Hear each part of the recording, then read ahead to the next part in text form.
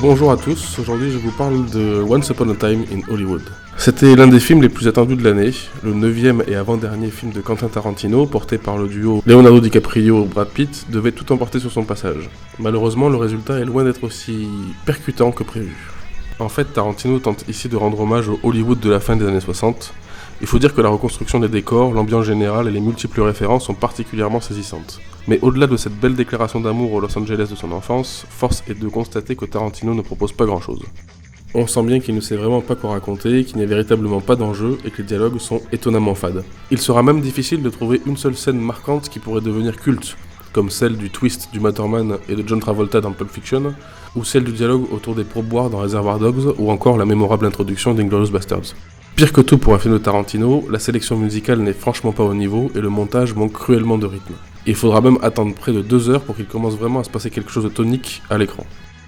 Heureusement pour le spectateur, le casting 5 étoiles vient relever le niveau. Leonardo DiCaprio s'en donne à cœur joie et Brad Pitt fait preuve d'un charisme à toute épreuve. Il ira même jusqu'à coller une raclée à Bruce Lee dans une des scènes les plus intéressantes du film. Malheureusement, les autres grands acteurs tels qu'Al Pacino, Bruce Dern ou Kurt Russell doivent se contenter de second rôles ou d'apparitions sans grand intérêt. Certaines participations, comme celle de Tim Roth, ont même été coupées au montage. C'est vraiment dommage.